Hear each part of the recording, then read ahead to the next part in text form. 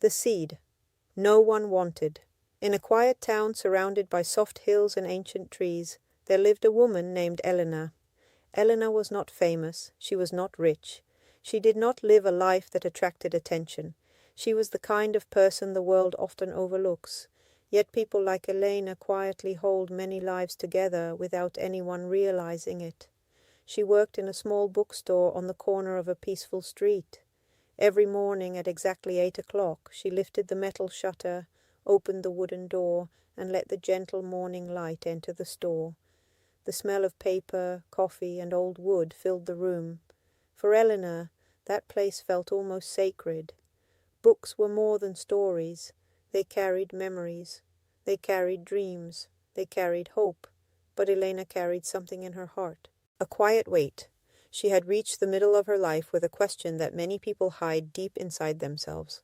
Have I really done anything meaningful? She had helped many customers find books. She had listened to strangers who needed someone to hear them. She had comforted young people who were lost or uncertain. But she had never done anything that the world would call great. And sometimes that hurt. One autumn afternoon when golden leaves covered the sidewalks, an elderly man walked into the bookstore. He moved slowly. His eyes were calm and thoughtful. He wore an old coat and carried a small cloth bag. For several minutes he walked quietly between the shelves. Then he approached the counter. "Good afternoon," he said gently. Elena smiled. "Good afternoon."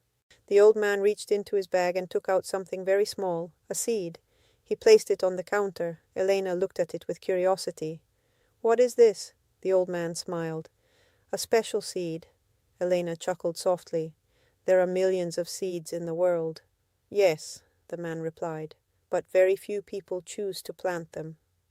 Elena leaned forward. "Why give it to me?"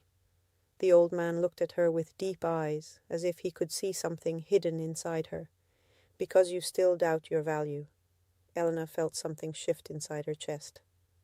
"How would you know that?" she asked quietly. The man shrugged gently.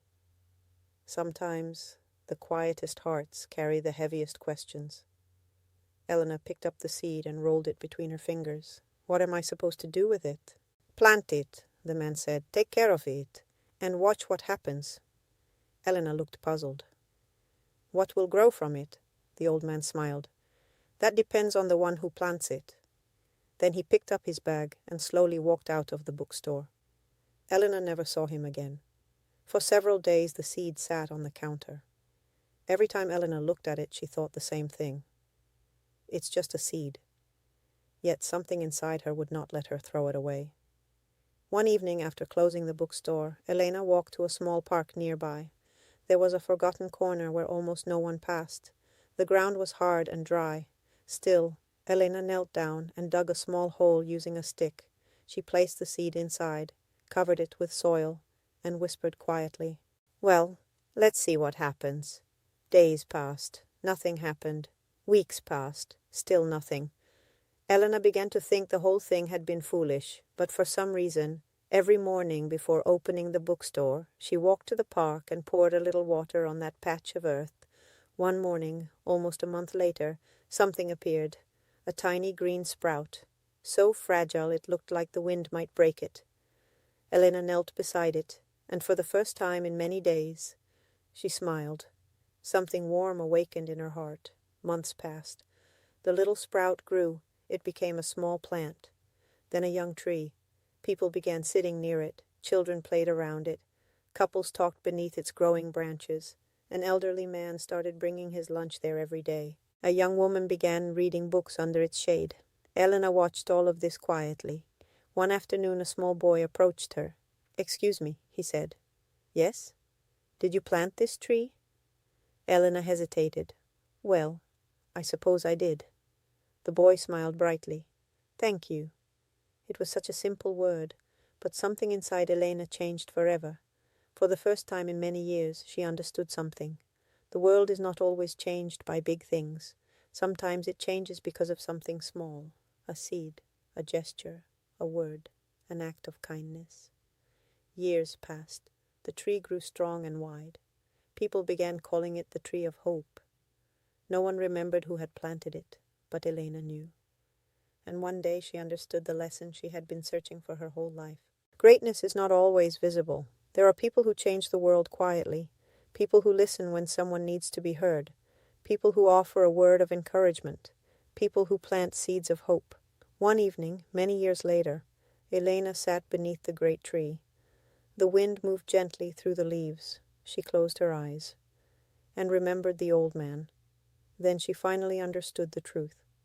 Life is not about doing something enormous. It is about planting seeds of goodness in the hearts of others, because a small seed can become a forest, and a small word can change a life.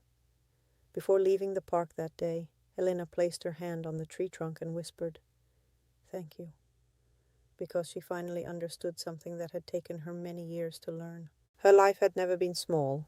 She had lived a life that planted, and planting goodness is one of the most powerful things a human being can do. So today, I want to leave you with a question. How many seeds have you planted without even realizing it? Maybe a word you spoke lifted someone up. Maybe a small kindness stopped someone from giving up. Maybe your simple presence made someone feel less alone. Never underestimate small things, because often, small things transform the world.